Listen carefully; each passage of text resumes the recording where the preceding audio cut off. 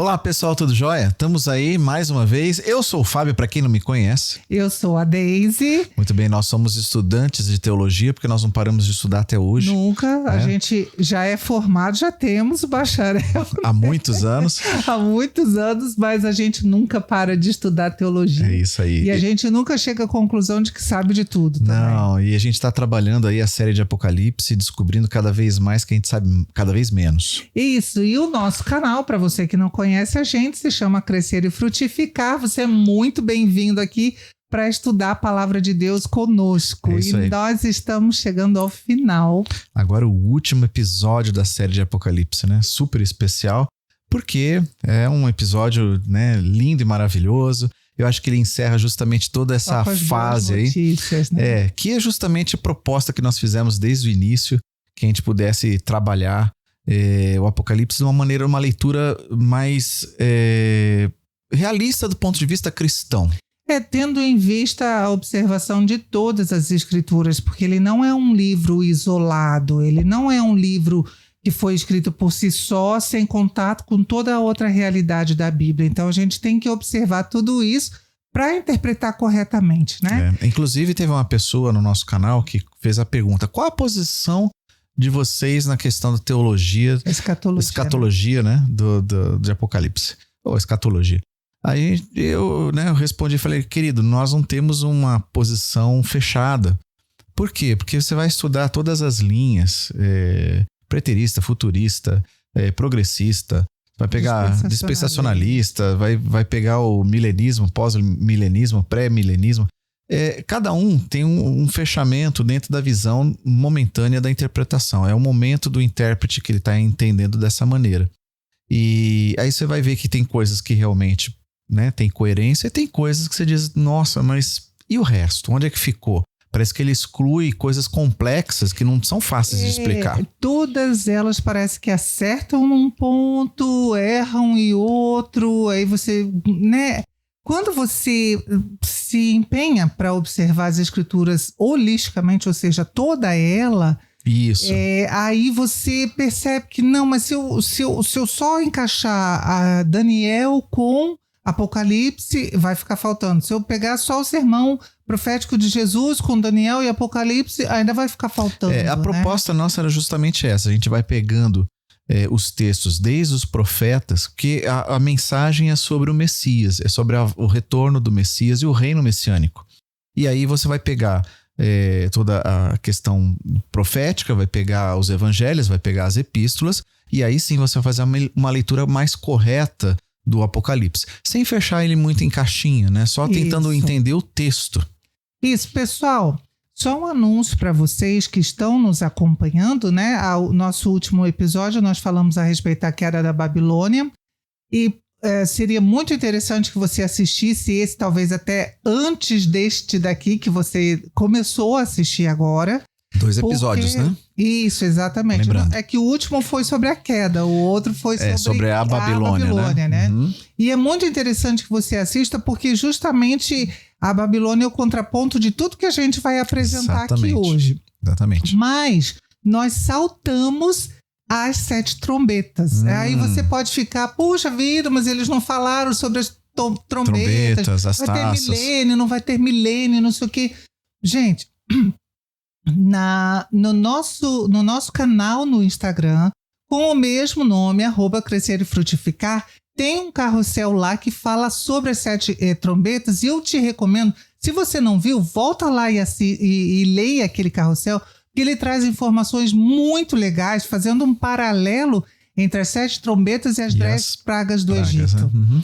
Tá? E você vai perceber, como a gente sempre tem falado, se você não conhece o Antigo Testamento, o livro de Apocalipse vai ficar muito misterioso. Exatamente. Mesmo. Inclusive hoje, o que nós vamos tratar está muito relatado no Antigo Testamento, muito, né? Com Gênesis, principalmente. Gênesis e Êxodo, né? Exatamente. E ainda você vai pegar coisas que você diz assim: nossa, mas está quase igual lá no profeta fulano de tal. Você já relevou. Eu já tô dando spoiler do episódio de hoje. Então, mas essa é a realidade. A gente vai ver que os textos são uma continuidade. A gente fala isso e repete. Quem não estuda o Antigo Testamento, quem não lê o Antigo Testamento, ele perde muitos detalhes do Novo Testamento, inclusive esse fechamento aqui que tem a ver com os propósitos, né? A gente tem que pensar que o propósito de Deus já está lá no Éden. A gente vai falar um pouco sobre isso.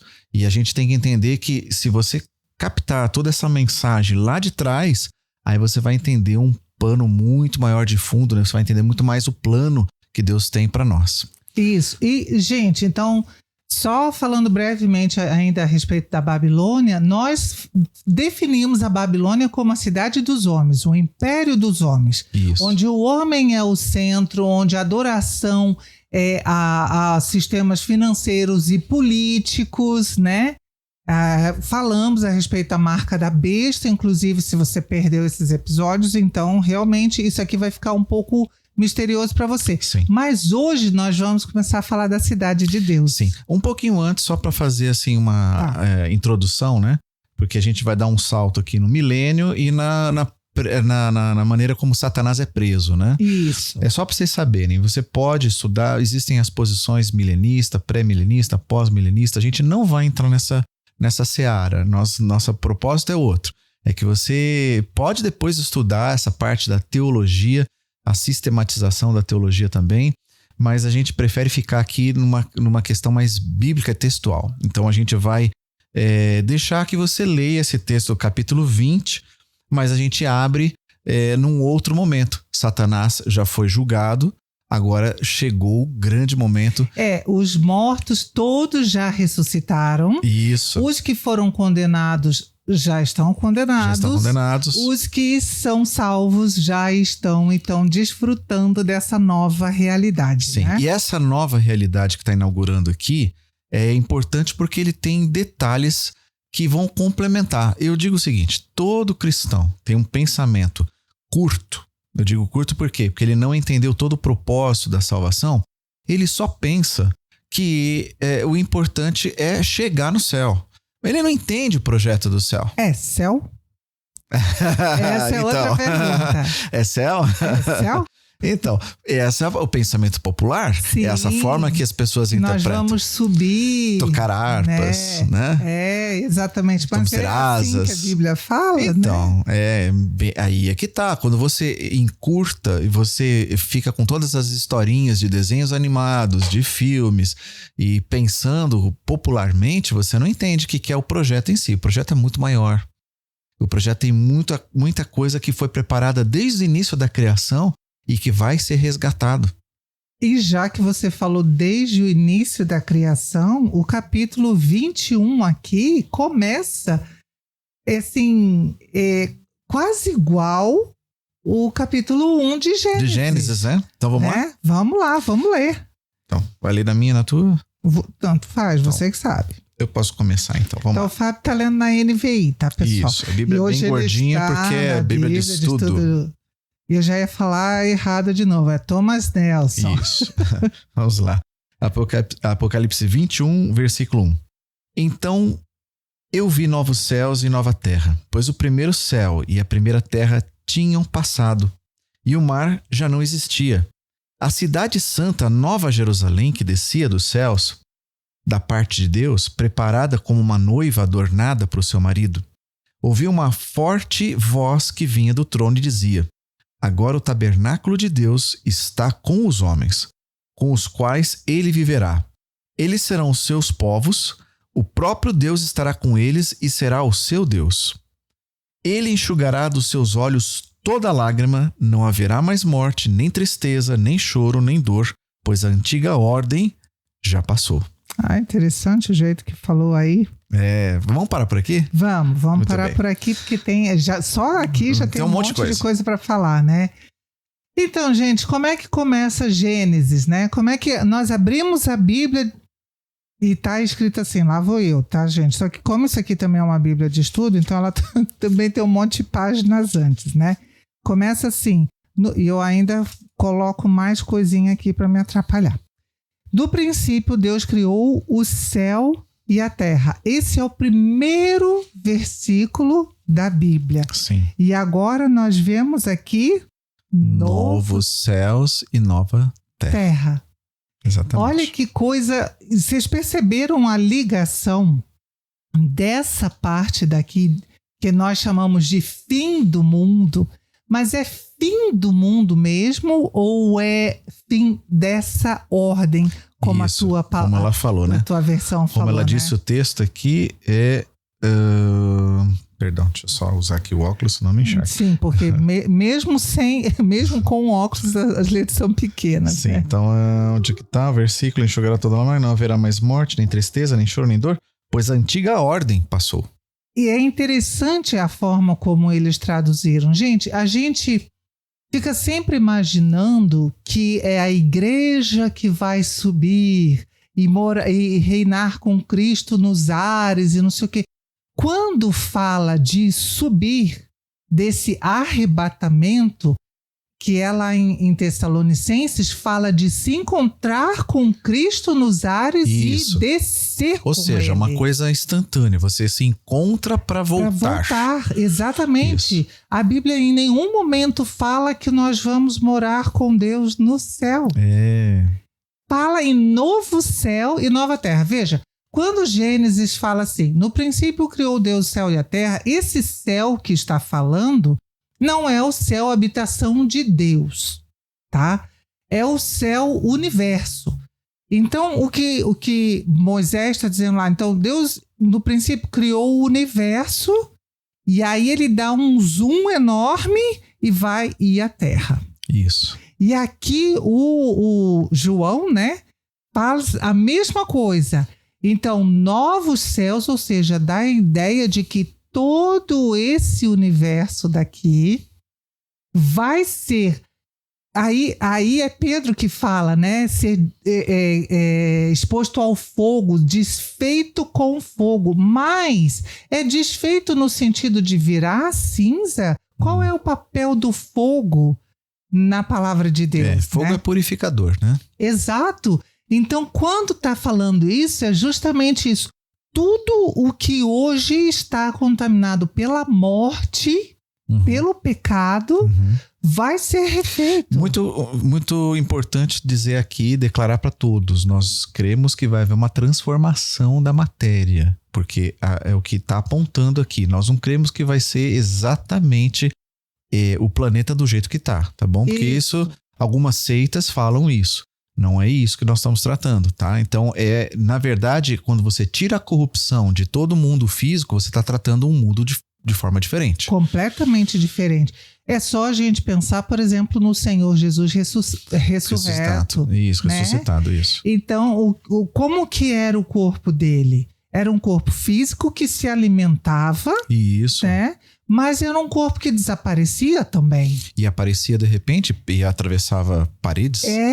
Exatamente. E aí a gente fica...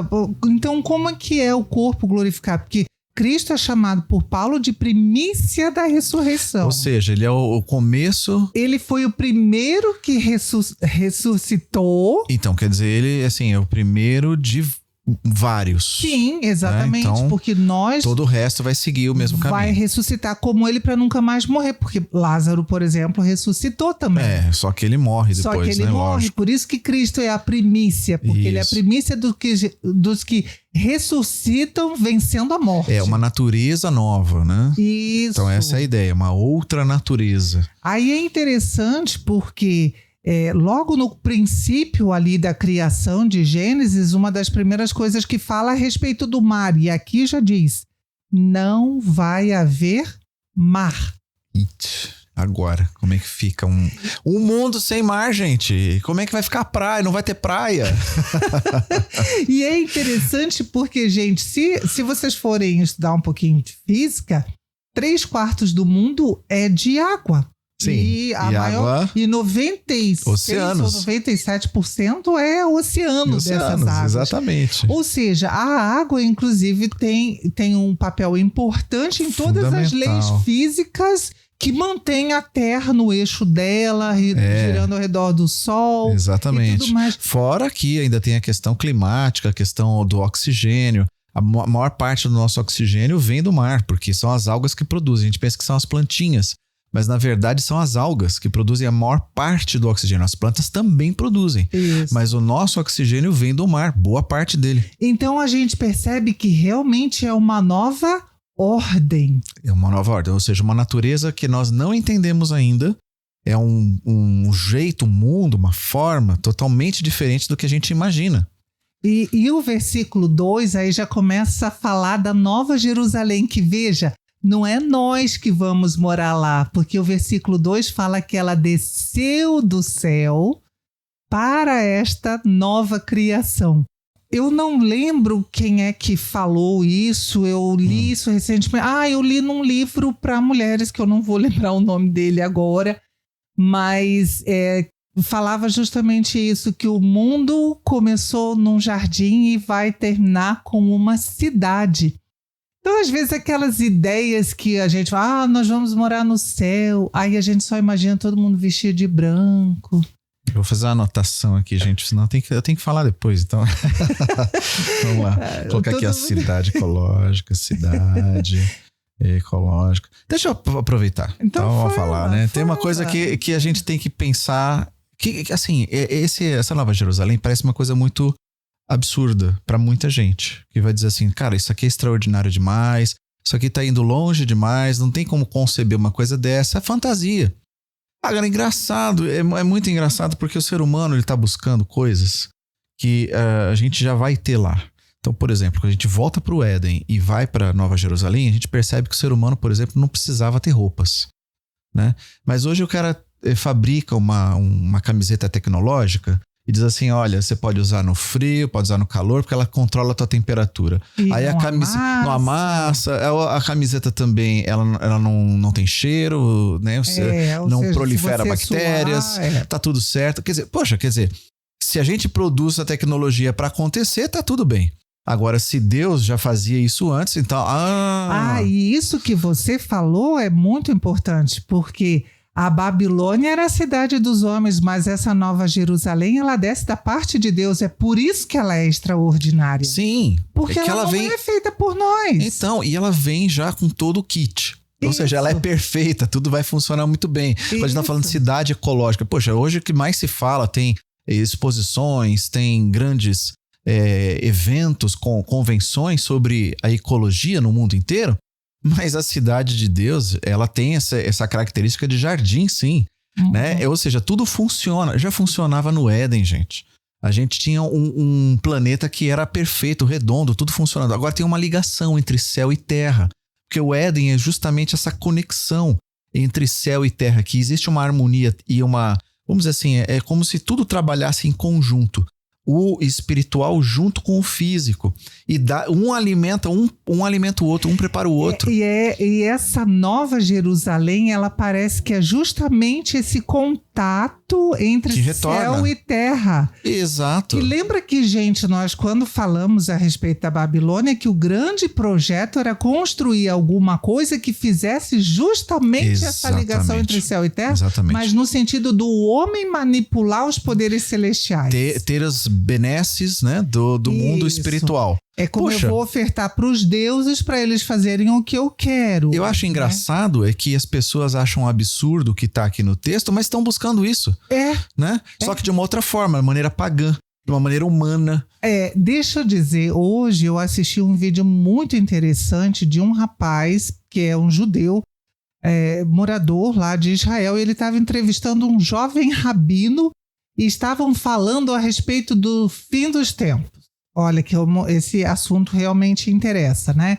E aí eles estavam falando da vinda do Messias, que ele ia vir, que ele vai vir, estabelecer a paz. É engraçado porque o que o rapaz estava falando, em parte era Antigo Testamento, e em parte é sabedoria rabínica. Sim. Aí a sabedoria rabínica que atrapalha ali a interpretação do que é realmente... Do texto. O que Deus realmente falou. Exato. Né? Porque os profetas têm autoridade de Deus para falar, os rabinos podem ter bons insights, mas eles não têm o mesmo nível de autoridade que os profetas de Deus que registraram as palavras. E fora que muita coisa vai se revelar no Novo Testamento, justamente em Cristo, que é o Messias. Você não pode interpretar as coisas sem esse Messias. E desde o Antigo Testamento, gente, já tem escatologia no Antigo Testamento, para além de Daniel, para além até de Ezequiel. Quando o próprio Isaías, por exemplo, fala do leão e do cordeiro juntos, entende? Desse mundo de paz, onde não vai haver guerra. Lá em Gênesis fala 9, isso também. Exato. Né? A gente fala de Isaías, fala de profeta, mas volta lá para a profecia logo em seguida que Deus condena a serpente, condena a mulher, mas diz, é do teu fruto que vai... Fala para a serpente, né? Isso, que o fruto da mulher vai pisar a cabeça da serpente. E aqui isso já é escatologia, isso já está tratando as últimas coisas. Isso, e aí é interessante que esse rapaz, ele estava pegando todas essas profecias que na realidade se aplicam ao retorno de Cristo, dessa nova Jerusalém, e querendo aplicar como se isso fosse possível no mundo onde o pecado não foi resolvido. Então, aqui que é a questão. O pecado foi resolvido por Cristo na cruz e ele está resolvido para mim e para você se a gente exerce fé em Cristo para nos salvar não só do domínio do império das trevas, mas do próprio pecado. Porque ele não só nos perdoa, a salvação não é só perdão dos pecados passados. É exatamente isso, ela vai muito além. Aliás, já aproveitando o gancho, porque a segunda coisa que eu ia falar, a primeira era essa. Tem muita gente achando absurdo, mas o ímpio, a pessoa que não quer seguir a Deus, pode achar absurdo, embora ele está procurando isso de outras formas, de forma tecnológica, através de paganismo, através da própria evolução humana, enfim. Pode fantasiar do jeito que quiser. A verdade é que a palavra de Deus diz que Deus vai resolver os problemas, porque é Ele que criou e é Ele que tem a solução nas mãos, porque a vida vem dele. Agora, o segundo aspecto que a gente tem que entender, que para mim é que eu quero abrir com essa palavra, é que a Nova Jerusalém, para a pessoa que teve um encontro com Cristo, para aquela pessoa que já conheceu Jesus, e Jesus já é o Salvador, Libertador e Senhor da sua vida, ela já nasceu dentro dessa pessoa. Você já tem a Nova Jerusalém começando dentro de você. É lógico que ela ainda não, você não está na cidade santa, mas eu estou falando que o reino... ainda não exatamente, o reino é a Nova Jerusalém. E o reino já está aqui, o reino já está em nós. Não, se a Nova Jerusalém é o tabernáculo de Deus entre os homens e hoje nós já temos o Espírito morando em nós. Habitação do Espírito de Deus. Aí eu abro o no parênteses, né, aspas, eu queria chamar a atenção de todo mundo, porque tem muito crente que não percebe que tendo Deus andando com você, vivendo e te conduzindo, meu irmão, quanta coisa você está perdendo que Deus quer usar a sua vida para que a glória dele seja espalhada sobre a terra, porque essa é a função do reino dele e os sacerdotes dele. Agora, tem crente que não crê que Deus pode curar ainda. Tem crente que ainda não entende. Não é que Deus vai curar sempre que eu quiser. Não é sempre que eu quiser. Mas você ora Sim. E acontece. Deixa eu dar um exemplo. E deixa na mão de Deus. Né? Deixa eu dar um exemplo que aconteceu essa semana. Compartilhei com a minha esposa e com a minha filha logo que eu cheguei hoje em casa. Porque isso daí é só um dos exemplos que eu tenho para contar. Mas essa semana a gente ora toda segunda-feira. Eu sou capelão de empresas, então eu atendo dentro de uma empresa. E aí toda segunda-feira nós fazemos um tempo devocional. E nós encerramos esse tempo devocional com oração. E pedimos sempre em oração: Senhor, protege-nos de acidentes nesse ambiente de trabalho. Poupa-nos que não aconteça nenhuma tragédia. Quem está trabalhando para a empresa fora, quem está trabalhando dentro. E essa é uma empresa de ônibus que eu atendo agora, uma das empresas que eu já atendi e outras que virão, mas essa empresa aí, ela tem uma garagem. Tem um menino, um rapaz que trabalha na garagem. Ele tomou uma atitude essa semana que foi um descuido. Ele tirou a bolsa de ar do veículo. O que aconteceu com aquele ônibus? Ele despencou à frente dele. E o braço dele foi esmagado. Se você, como eu, não faz ideia do que é bolsa de ar, só acredita no relato. Tá. Bolsa de ar de um ônibus, é isso aí. Mas você já ouviu aquele barulho quando o ônibus faz aquela freada? Aquilo lá é o ar que faz o ônibus ter freio. Então tá? Caminhão também faz isso. Enfim, carros grandes fazem isso. Então tem uma bolsa de ar. Ele foi retirar isso daí. Quando ele retirou o veículo, a frente do veículo caiu em cima do braço, esmagou o braço dele. Lógico que ele entrou em pânico. Todo mundo correu, todo mundo entrou em pânico. 12 homens não conseguiram levantar a frente daquele ônibus para tirar o braço dele. 12 homens. Eu já vi 4 rapazes levantarem um carro. 12 homens não levantaram a frente daquele ônibus. Imagina quantas toneladas tem aquilo. Estava em cima do braço daquele rapaz. Todo mundo esperando. Perdeu o braço. Quando alguém teve a ideia, porque não tinha como fazer ar para suspender, porque ele tirou a bolsa do ar, então eles simplesmente correram e puseram um macaco e suspenderam, conseguiram suspender, um macaco daqueles especiais.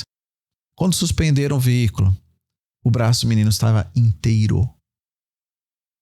Você sabe o que é isso? Isso chama milagre.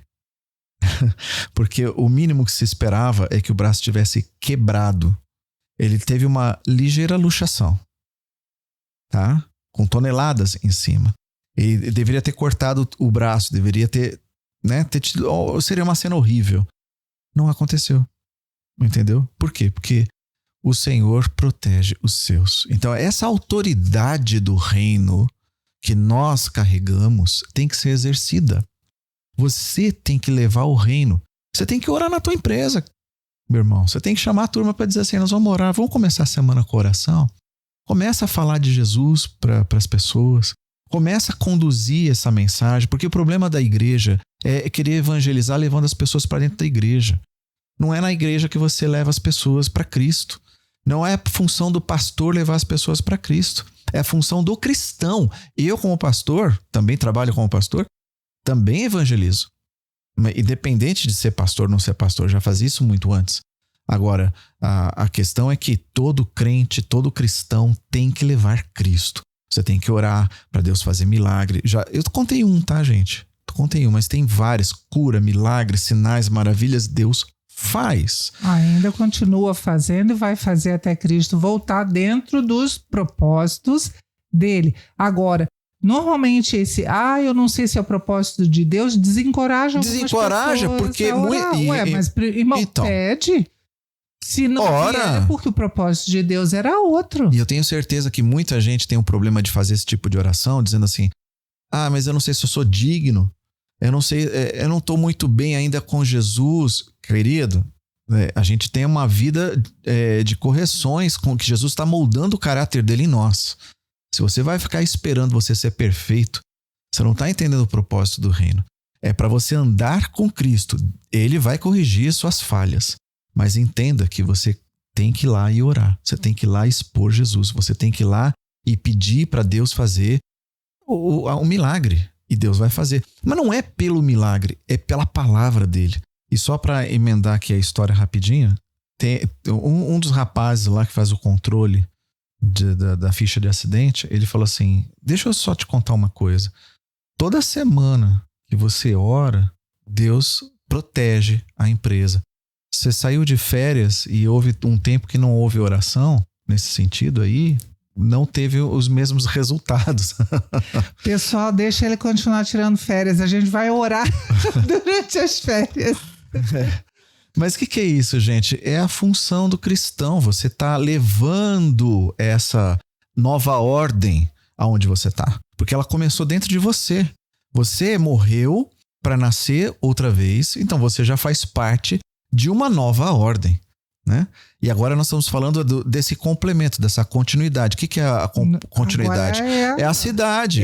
Não é nem a continuidade, é a redenção total. De tudo. Aquilo que a gente realmente está esperando.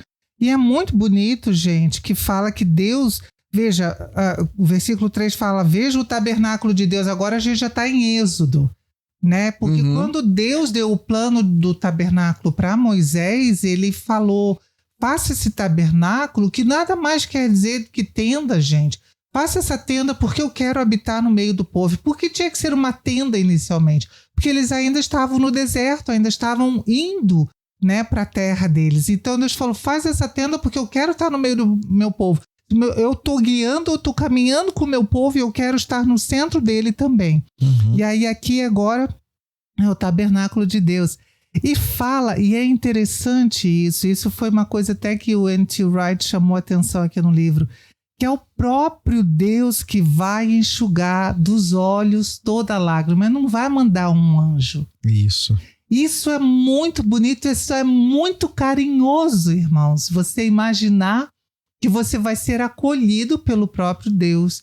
E naquela nova ordem, nem lágrima vai existir, porque você não vai ter motivo para chorar, nem de alegria.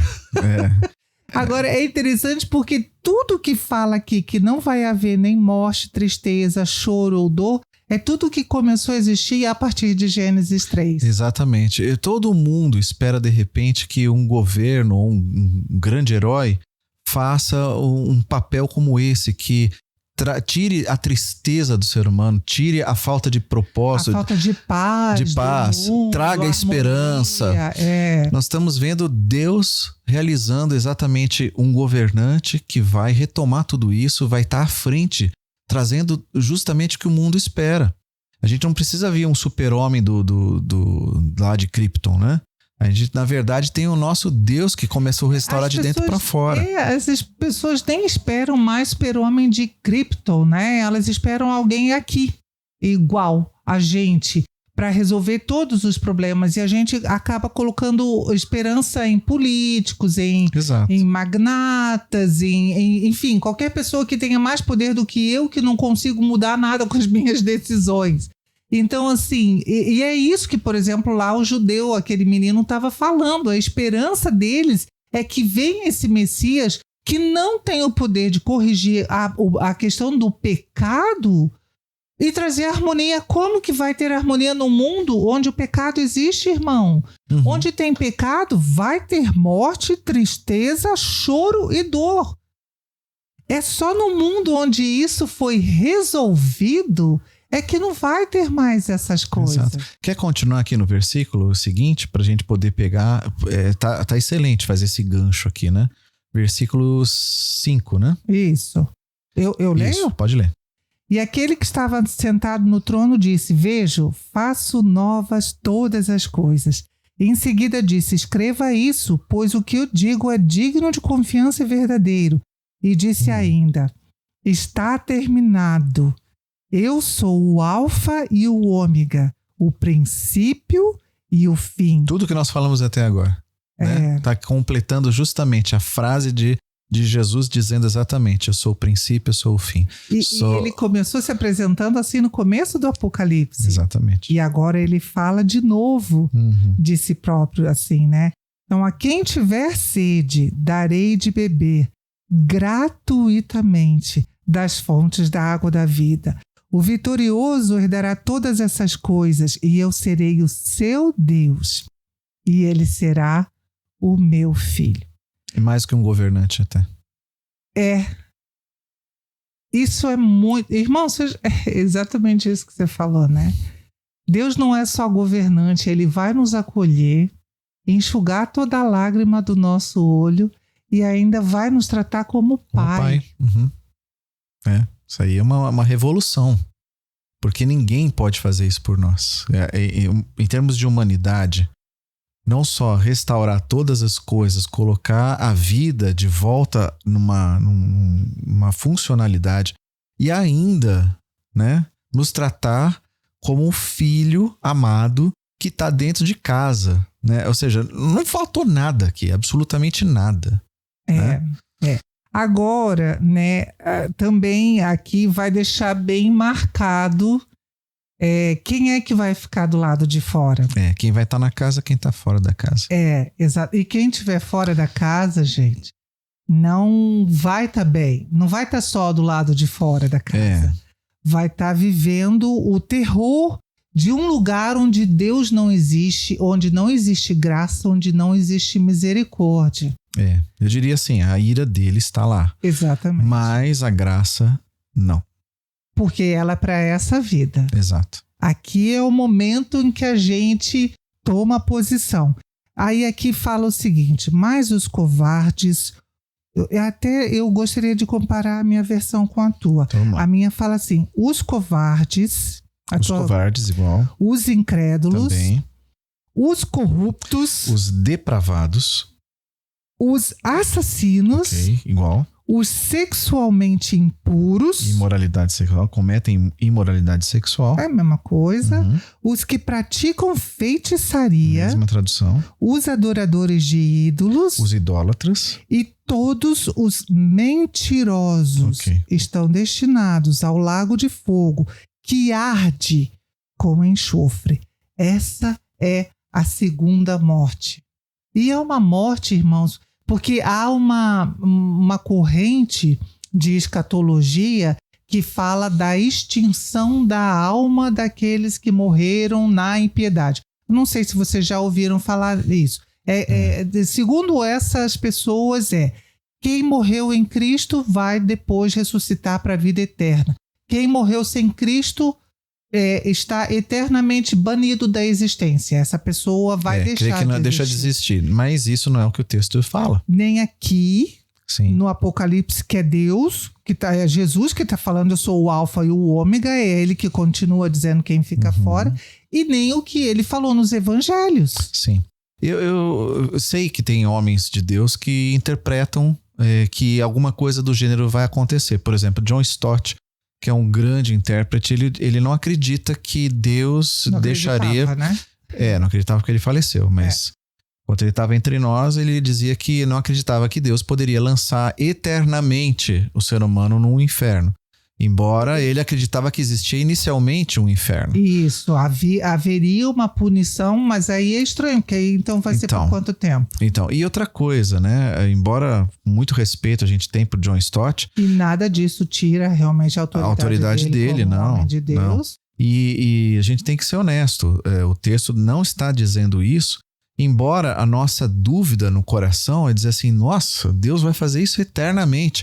Porque nós não temos o senso da justiça que Deus tem. E mas da seriedade do pecado, né? Sim, da seriedade, da profundidade do problema que o pecado causa. Agora, muita gente para e pensa, mas Fábio, você vai acreditar que Deus vai poder fazer isso eternamente? Como é que você vai ficar no céu sabendo disso? E conversando com um amigo nosso, né, um irmão que é seminarista também, né? Um abraço aí pro nosso querido Lucas, né? Qual deles? Agora qual? O Ribas, né? Que a gente tava passeando com ele. O Ribas. E a gente tocou nesse ponto, né? Assim, na nossa igreja, desculpa interromper para quem não sabe, né? Isso é uma piada interna. Na nossa igreja, nós temos uma multidão de Filipes e uma multidão de Lucas. Então é um 12. Tem que falar o sobrenome, senão ninguém sabe quem né? Mas o Lucas Ribas, né? Tava falando sobre essa questão do... A gente tá conversando, como é que vai ser a gente saber ou não vai saber? Deus vai apagar a memória, não vai apagar a memória? Porque diz aqui que ele vai enxugar as lágrimas de todos os olhos, de quem tá lá na Nova Jerusalém, quem tá no céu. Quem tá no céu no sentido de... Na eternidade com Deus. E aí ele falou, olha, lá a gente tem discutido isso no seminário, achei legal, porque... Na faculdade, né, teológica, ele falou assim, porque... E eu acredito nisso, que Deus, no momento que ele trouxer a nossa mente voltada, nós vamos ter uma sintonia perfeita com ele e nós vamos entender a justiça de forma perfeita. Uau! Uau mesmo, né? Porque assim, a gente tem a nossa noção de justiça contaminada pelo pecado. Exato. Né? Quando a gente estiver em sintonia perfeita, isso daí acabou. Nós estamos entendendo porque Deus faz as coisas como ele faz.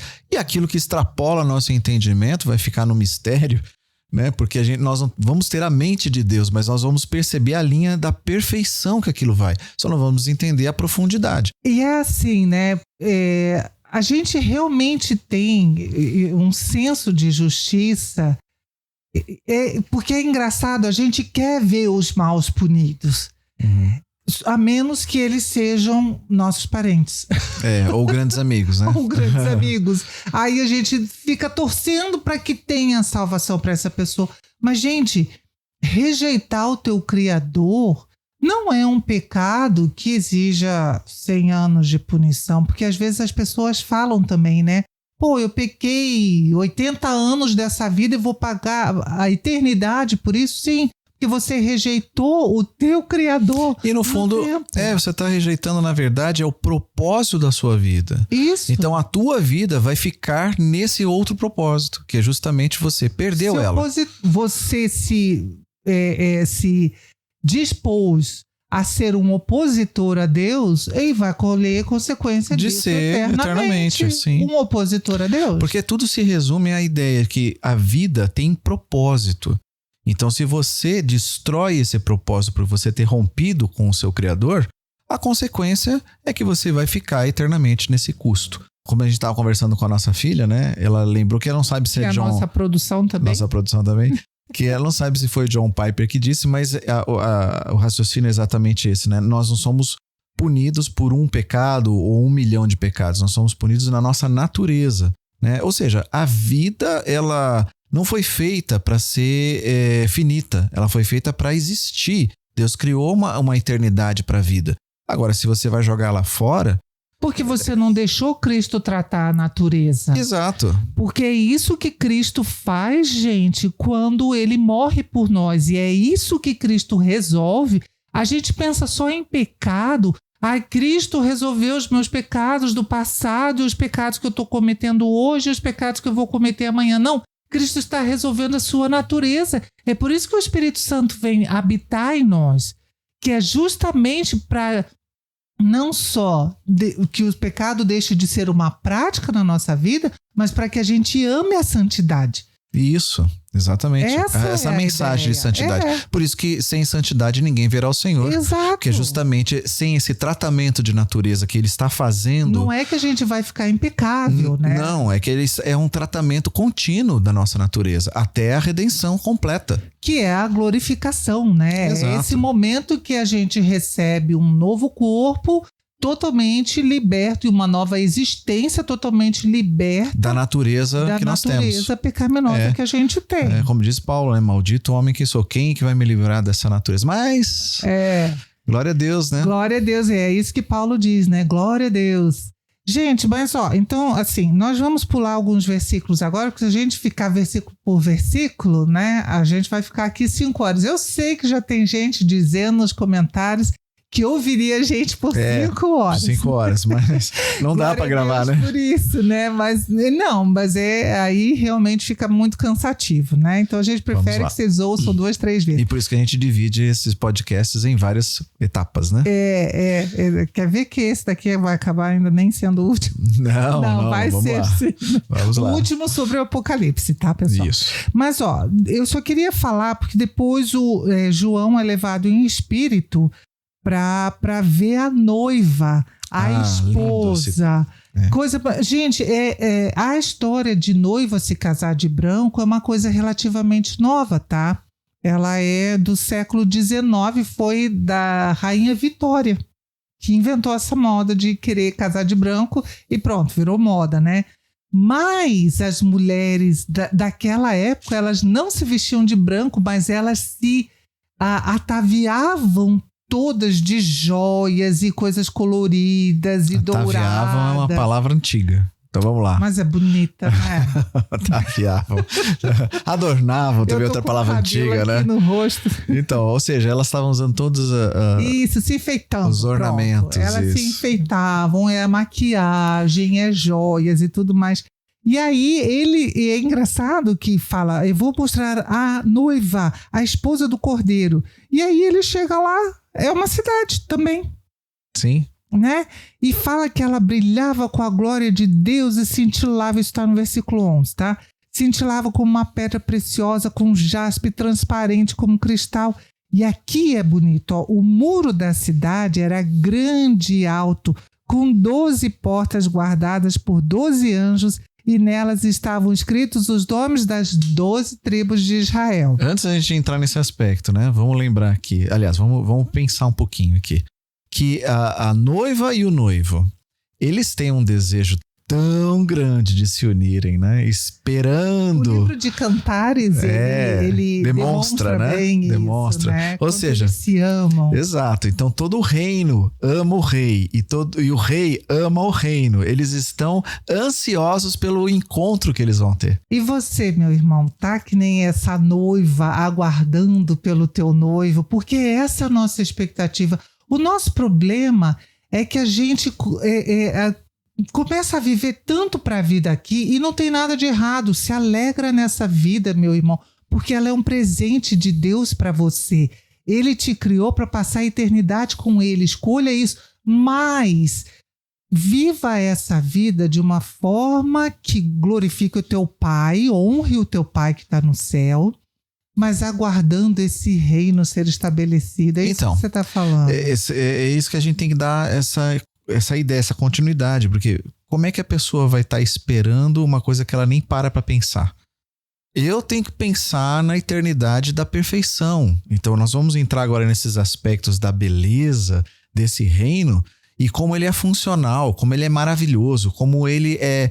Jesus está tendo esse relacionamento pessoal com cada um de nós que vamos ser salvos. Quer dizer, nós já estamos salvos porque entregamos a nossa vida para ele, mas esse desfecho de redenção, a partir dali, é uma intimidade com ele visitando, ele andando no nosso meio, a gente andando com ele. Essa eternidade com Deus, irmãos, ela vai ser qualquer coisa menos entediante.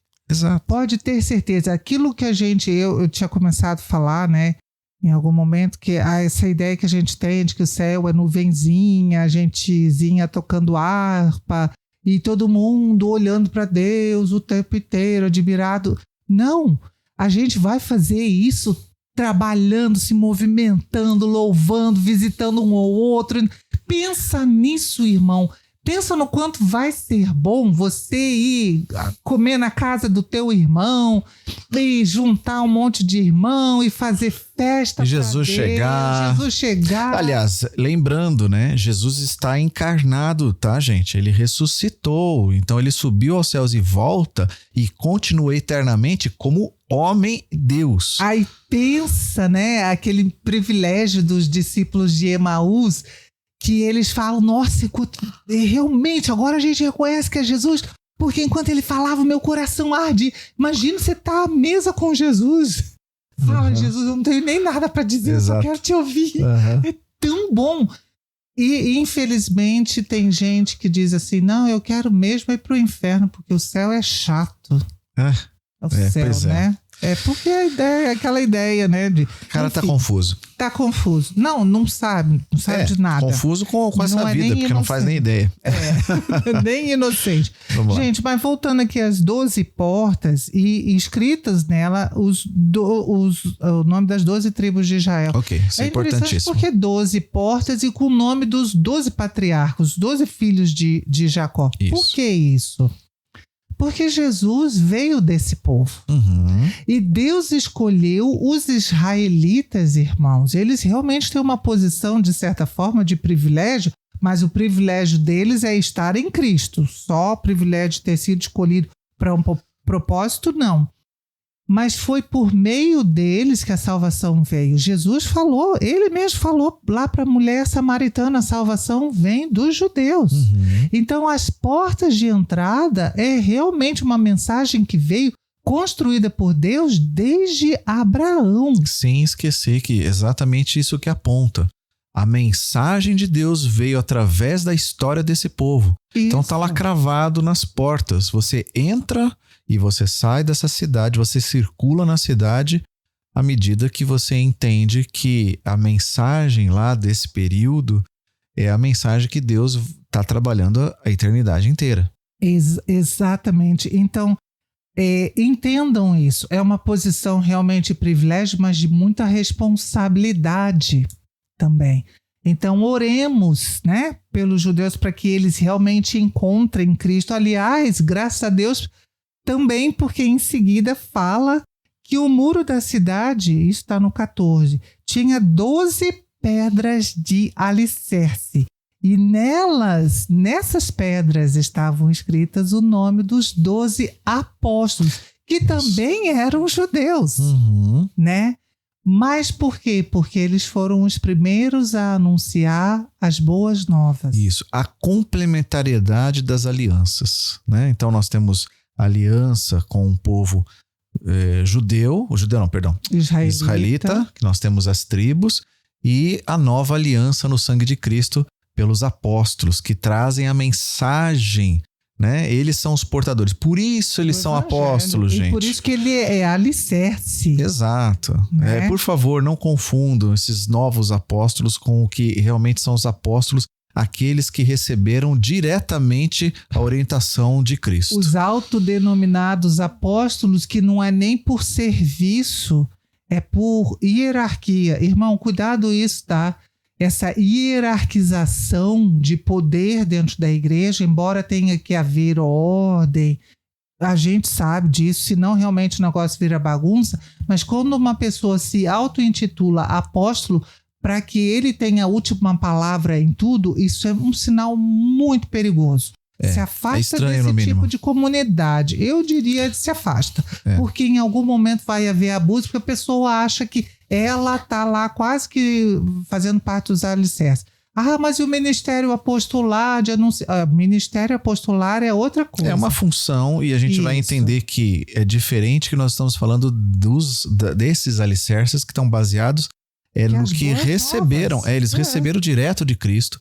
E essa mensagem direta de Cristo é o alicerce da cidade. Custou a vida deles, irmãos. Custou a vida deles. Todos. João morreu idoso, mas ele também sofreu perseguição, exílio. Olha, há até relato, e Eusébio diz isso, a tradição diz isso, que ele foi jogado numa panela de óleo quente. Então, assim, esses homens pagaram muito caro para que a mensagem que Cristo deu para eles pudesse chegar até nós. Glória a Deus pela vida desses irmãos, né? Mas glória a Deus pelo Cristo que todos eles estavam anunciando, desde os patriarcas da antiga aliança até agora, né? Isso. Ok, continuando então, nós vamos avançar, e aí tem uma descrição linda dos muros com várias pedras preciosas, e aqui nós começamos com um contraponto com a Babilônia. Isso é importante lembrar, né? Porque a Babilônia é toda adornada, ouro, pedra e tudo mais. Só que quando ela cai, todo mundo que negociava essas coisas com ela lamenta. Poxa vida, cidade rica, né? Só que era uma riqueza que vinha com o custo da exploração, da humilhação, do sangue, da escravidão e tudo mais, né? Então é um preço de sangue. Só que é um sangue das pessoas, do próprio povo. E aqui não, ela vem pelo sangue do rei. Isso. Né? E isso mostra, gente, que o dinheiro, as coisas preciosas... Veja, Deus que criou o ouro, Deus que criou as pedras preciosas, ele criou porque ele gosta, porque Deus é um Deus de beleza.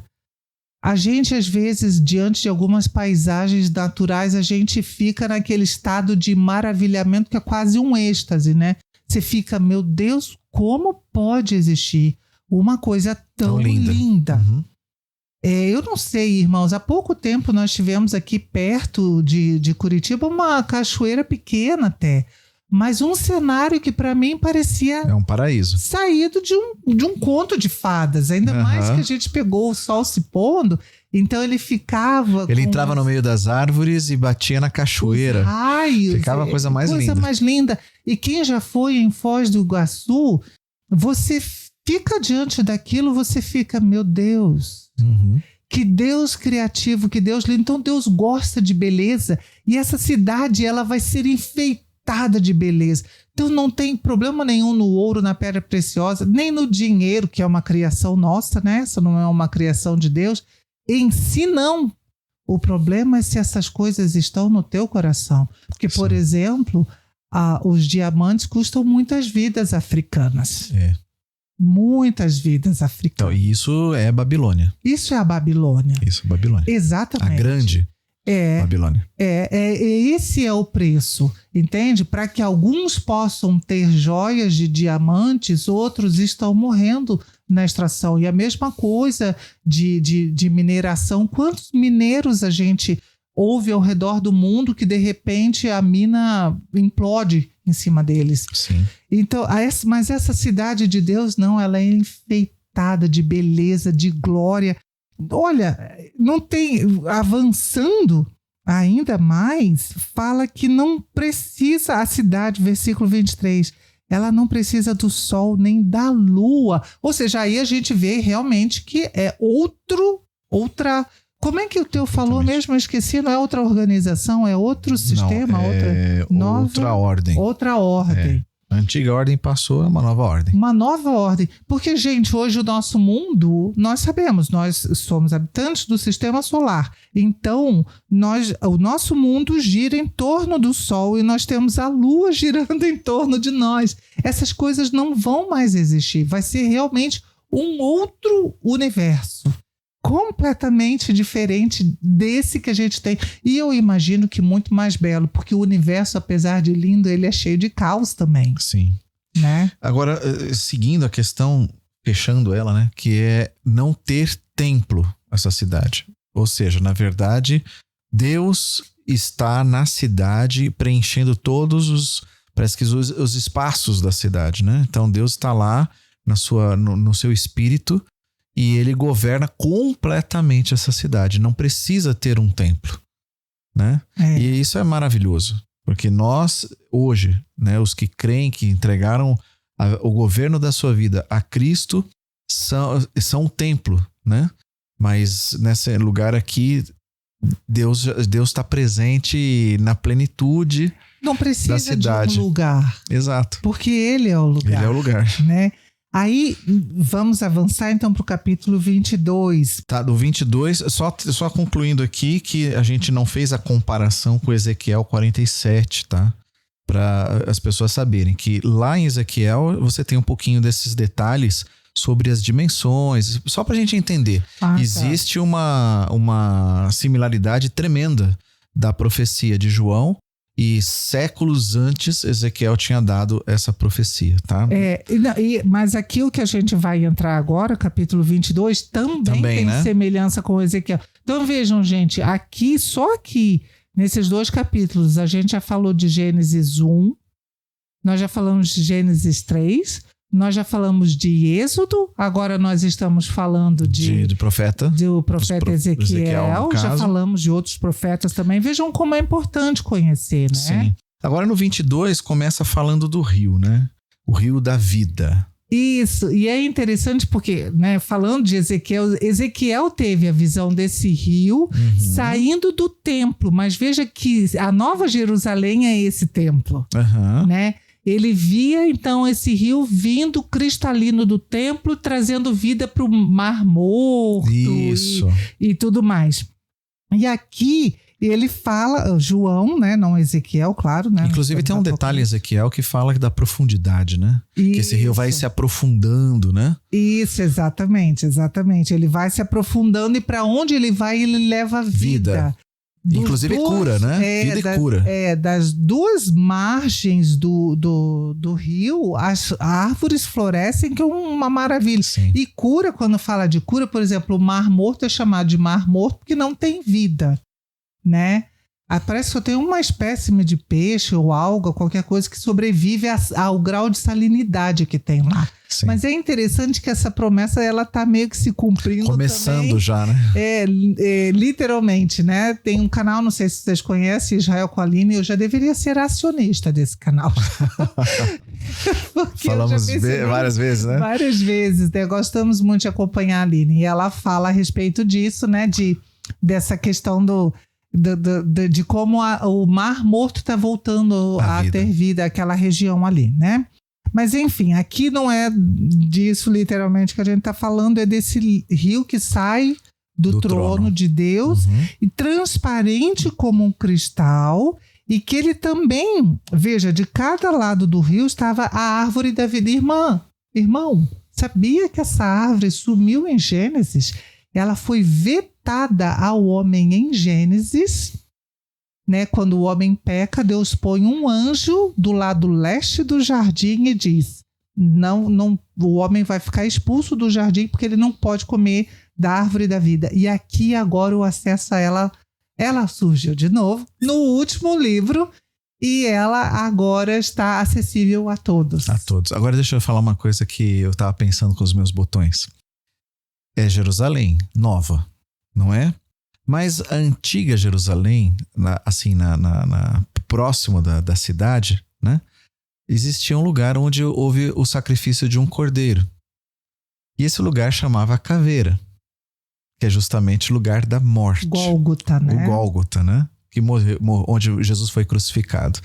Agora nós temos a cidade, que ela é maior, inclusive, em dimensão, bem maior. Não, ela tem, segundo o N.T. Wright... Mais de 2.000 quilômetros, né? Segundo o N.T. Wright, era a dimensão, mesma dimensão do Império Romano da época do apóstolo João. Então era bem grande, né? Sim. Ela não é só Jerusalém, sim, ela pega muita coisa. Bom, a morte na antiga Jerusalém, o Gólgota ficou do lado de fora, mas agora a vida está do lado de dentro. A árvore da vida. Quem é a árvore da vida? É Cristo. Então. É Cristo. Ele já tinha falado aqui, quem tiver sede, venha beber da água viva, e quem tiver fome também se alimenta dele, né? Isso. E veja, como não há mais pecado nesse lugar, não há mais maldição sobre coisa alguma, é o que fala o versículo 3. E fala que todos aqueles que estiverem nesse lugar vão ver o rosto do Cordeiro. Oh, glória a Deus! Esse é o momento do glória a Deus, né? E o nome dele está escrito na testa dessas pessoas. Nós vimos lá atrás. Isso, a simbologia. Deus já tinha selado o seu povo, escrevendo o nome dele na testa do seu povo. E a besta copiou isso, pondo um sinal na testa dos seus seguidores. Aqui não tem lugar para filho de besta, né? Mas nós entendemos, claro, que nós estamos falando aqui da pureza da mensagem, né? Enquanto que um tem uma mensagem contaminada que domina a mente daquela pessoa que... não é literal. Né? Não vai Jesus, ou o anticristo não vai precisar tatuar nada na testa de ninguém, né? Mas a gente sabe que a mente dessa pessoa já está totalmente tomada pelo espírito do anticristo. Enquanto que a mente daqueles que andam nessa cidade está totalmente tomada pela verdade. Porque ele é o caminho, a verdade e a vida. Então, a verdade... em toda a sua plenitude, a percepção, a ciência, tudo. Como disse Paulo, né? Quando eu era menino, pensava como menino, mas as coisas menino passam, né? Então hoje eu vejo como espelho, mas no futuro eu vou conhecer como eu sou conhecido. Ele fala isso em 1 Coríntios capítulo 13. E aí, exatamente esse momento. E que você tem o quê? O conhecimento da verdade.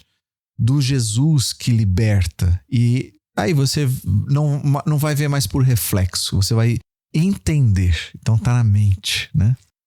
E o Apocalipse vai encerrando com o anjo dizendo assim para João: olha, tudo isso que você viu é fiel e verdadeiro. Não é um sonho, não é uma visão que vai se desfazer, não é um sonho que vai acabar assim que você acordar. E quando João termina de ter todas essas coisas, de ver todas essas coisas, ele cai aos pés do anjo, e o anjo falou: não faz isso, eu sou igual a você. Mas eu fico imaginando, irmãos, eu acho realmente, eu sempre falei isso, tá? Eu acho que se o nosso corpo não fosse glorificado nessa nova criação, no momento que a gente visse Deus, a gente ia implodir. De alegria, para começar, de alegria. Não, mas a glória dele, né? Você vê que Moisés Deus dizer, tô tampando aqui, vou passar de costas, como se fosse assim. O homem sai de lá, que ninguém conseguia olhar o rosto dele, porque refletia um pouco daquela luz. Um pouco daquela luz, né? Não, mas eu fico imaginando, gente, eu não sei se vocês já sentiram uma alegria muito grande na vida de vocês, que o coração chega a acelerar, que você fica... Meu Deus, eu tenho que me acalmar porque, né? E eu fico imaginando isso, a gente ia implodir de alegria. Tem um amigo meu que disse que teve mais de uma vez que ele fugiu de Deus porque estava fazendo devocional de manhã bem cedinho, ele acordava às 4 da manhã. pra orar e pra fazer devocional pessoal dele. E ele disse que mais de uma vez ele teve que parar porque ele sentiu tanta presença de Deus no quarto dele. Eu já passei por isso também. Que ele falou assim, eu tive que correr do meu quarto porque eu não conseguia mais suportar tanta felicidade, tanta beleza. Não, eu uma vez eu era bem mocinha, nunca mais esqueci dessa experiência. Foi interessante porque eu tava sozinha no quarto de pensão onde eu morava, eu era seminarista ainda nessa época, né? E era um quarto apertadinho, quente, gente, porque Campinas é muito calor, né? Para curitibano, então, tudo é muito calor. Sim. E eu tava lá e fazendo meu devocional também, de repente eu comecei a falar, ai Jesus, só sabe que eu te amo tanto. Só de lembrar da vontade de chorar. A presença de Deus invadiu aquele quarto minúsculo de uma tal forma. Eu também me senti assim tão alegre que eu achei que meu coração ia parar. Sério mesmo, eu comecei a ficar com medo até. E eu falei, Deus, eu acho que eu não posso ter o Senhor tão perto, que eu vou morrer. Então não me abraça hoje, Senhor. Eu falei, não vou morrer muito moça. Mas, gente, foi realmente assim uma sensação inesquecível aquilo lá. Desculpa pelo choro aqui. Mas, enfim, seguindo em frente, o anjo fala para João, a partir do versículo 10 do capítulo 22.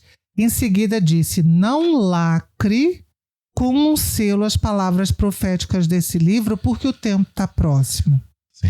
Olha a advertência agora, que o mal continue a praticar a maldade, que o impuro continue a ser impuro, mas, vejam bem, que o justo continue a viver de forma justa, que o santo continue a ser santo. Irmão, não se deixa contaminar pela Babilônia. Como disse aqui em Apocalipse, sai do meio dela. Em outras palavras, né? Tira os teus olhos do foco daqui. Coloca. A gente precisa de carro, a gente precisa de casa, a gente precisa de comida. A gente tem tudo o que a gente precisa quando a gente confia nele, porque ele providencia. Sim, como ele falou. Primeiro, né? Exatamente, busca primeiro. Você vai ter as aves dos céus, não tem como se alimentar. As flores do campo. Então, meu amigo, tira essa parte. Você sabe que o que você precisar, se for para você andar de ônibus, você vai andar. Se for andar de carro, você vai andar. Independente da marca, do tipo e tudo mais.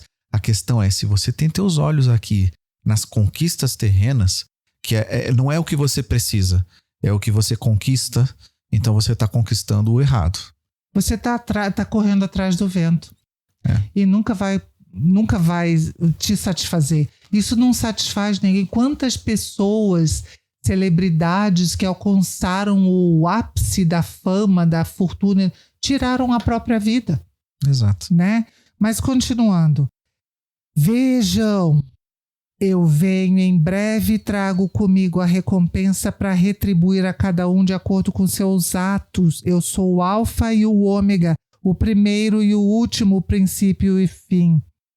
Felizes aqueles que lavam as suas vestes. A eles será permitido entrar pelas portas da cidade e comer do fruto da árvore da vida. Do lado de fora da cidade ficam os cães. Olha como Deus chama. Sim. É grave isso aqui. Os feiticeiros, os sexualmente impuros, os assassinos, os adoradores de ídolos e todos os que gostam de praticar mentira. Vejam que coisa mais é essa advertência, né? E olha, nós não podemos terminar essa reflexão a não ser de outra forma, como o apóstolo João terminou aqui no capítulo, no versículo 20 e 21. Posso ler aqui? Pode. Aquele que dá testemunho dessas coisas diz: sim, venho em breve. Glória a Deus. Amém. Vem, Senhor Jesus. Amém, Maranata, Senhor. A graça do Senhor Jesus seja com todos. Amém. Essa graça, irmão, vai te levar até lá. Não é em você, não é o teu desempenho, não é a tua obra. É a graça de Cristo e que ela esteja com você. Amém. E amém. E amém. Então a gente vai terminando aqui e para uma próxima série, né? A gente vai anunciar a próxima série, não hoje. Eu acho que vocês vão gostar bastante da nova série também. É isso aí. Eu espero que você tenha amado ter estudado Apocalipse com a gente, para você amar esse livro. E amar o Senhor, o autor desse livro. O autor do livro, porque esse livro aqui é o livro que nos consola e que nos prepara, né? Além de toda a palavra de Deus que nos transforma, esse livro é o livro da esperança. Sinta a saudade de Jesus. Amém. Deus abençoe, querido.